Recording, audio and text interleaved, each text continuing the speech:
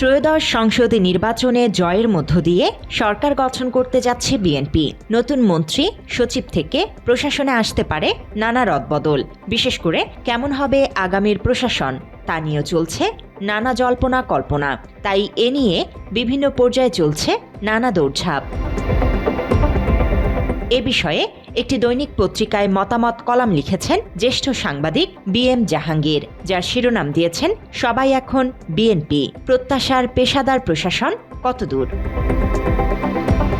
মাত্র 30% টাকায় জমির মালিক হয়ে নতুন বাংলাদেশের গড়ে তোলার স্বপ্ন দেখা বাংলা বসতি। তিনি লিখেছেন, দীর্ঘ 27 বছর সচিবালয় বিটে রিপোর্টিং করার কারণে স্বাভাবিকভাবে অবসরে যাওয়া এবং কর্মরতদের অনেকে ব্যক্তিগত সম্পর্কের সুবাদে নানা অভিযোগ, অনুযোগ ও অভিমানের কথা খোলাখুলি বলেছেন। এছাড়া প্রশাসনের সদর অন্দরের অনেক কিছুই তো চোখের সামনে দৃশ্যমান। অনেকের ক্ষোভ ও যৌক্তিক প্রত্যাশার অনুরোধে যখন এই মন্তব্য প্রতিবেদন লেখার জন্য মনস্থির করলাম, তখন বিষয়টি নিয়ে সাবেক একজন সচিবের মতামত নিতে ফোনে কল করলাম। তিনি অনুযোগ অভিমান একপাশে রেখে ছোট ভাই সম্বোধন করে বললেন, পেশাদার প্রশাসন গড়ে তুলতে হলে সবার আগে প্রয়োজন পলিটিক্যাল উইল বা রাজনৈতিক সদিচ্ছা। তাহলে প্রশাসন ঠিক করতে লাগবে সর্বোচ্চ 3 মাস। বিএনপির চেয়ারম্যান তারেক রহমান প্রধানমন্ত্রী হিসেবে শপথ নেবেন মঙ্গলবার।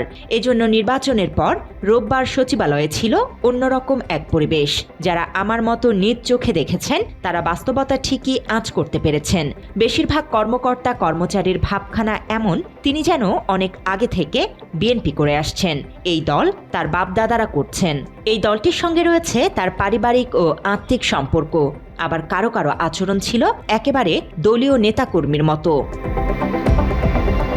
এখানে দুটি উদাহরণ দিলে বিষয়টি স্পষ্ট হবে। 24-এর গণ অভ্যুত্থানের পর 6 আগস্ট সকালে সচিবালয়ে এক শ্রেণীর কর্মকর্তা কর্মচারী ছিলেন নিজ নিজ দপ্তরে ভীত সন্ত্রস্ত। আরেক গ্রুপ অফিস ফেলে দিনভর ব্যস্ত ছিল জনপ্রশাসন মন্ত্রণালয়ে প্রতিবাদ ও বিক্ষোভ মিছিলে, সোজা ভাষায় বললে মব সৃষ্টিতে।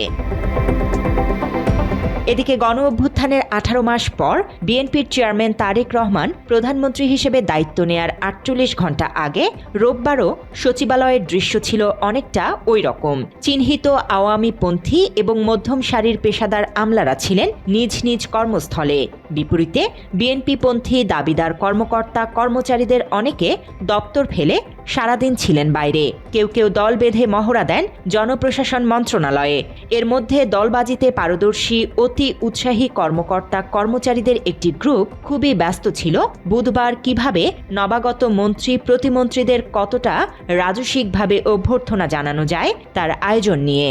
আবার এর বাইরে এক শ্রেণীর সুবিধাবাদী আমলারা পরিবার ও বংশের মধ্যে বিএনপি কানেকশন খুঁজে বের করতে মরিয়া। যদি পাওয়া যায় পুরনো কোনো ছবি কিংবা নিদেন পক্ষে শ্বশুর বাড়ির আত্মীয় হলেও চলবে। অর্থাৎ রাতারাতি সবাই এখন বিএনপি। এই হলো প্রশাসনের কেন্দ্রবিন্দু সচিবালয়ের বাস্তব অবস্থা। এর মধ্যে পর্দার আড়ালে প্রশাসনের আরেকটি চিত্র হল বিএনপিপন্থী হিসেবে পরিচিত আমলাদের মধ্যে যারা নির্বাচনের আগেও ঐক্যবদ্ধ ছিলেন, তারা এখন রাতারাতি কয়েক গ্রুপে বিভক্ত হয়ে পড়েছেন। আবার স্বরাষ্ট্র, অর্থ, স্থানীয় সরকার, সড়ক বিভাগ, স্বাস্থ্য, গণপূর্ত, ভূমি, খাদ্য এবং দুর্যোগ ব্যবস্থাপনা মন্ত্রণালয়ের মতো গুরুত্বপূর্ণ মন্ত্রণালয় বিভাগে কারা সচিব হবেন তা নিয়েও ভেতরে ভেতরে আগাম দেন দরবারও কম হচ্ছে না। এদিকে মন্ত্রী প্রতিমন্ত্রীদের পিএস বা একান্ত সচিব হওয়ার জন্য দৌড়ঝাঁপও কম হচ্ছে না।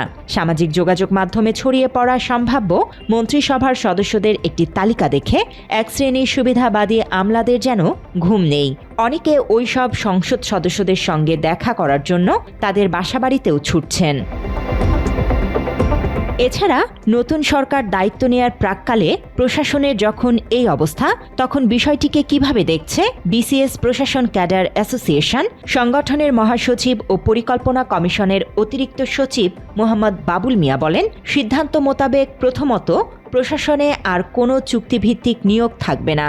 দ্বিতীয়ত, যারা বিগত 17 বছরে এমনকি অন্তর্বর্তী সরকারের সময়েও প্রশাসনকে নানাভাবে দলীয়করণ ও স্বজনপ্রীতির মাধ্যমে সৎ, যোগ্য ও মেধাবীদের বঞ্চিত করেছেন, তাদের চিহ্নিত করা এবং চিরতরে প্রশাসনের দলবাজির পথ বন্ধ করে দেওয়ার জন্য প্রয়োজনীয় ব্যবস্থা নেওয়ার উদ্যোগ নেওয়া হয়েছে। News desk, Bangla addition.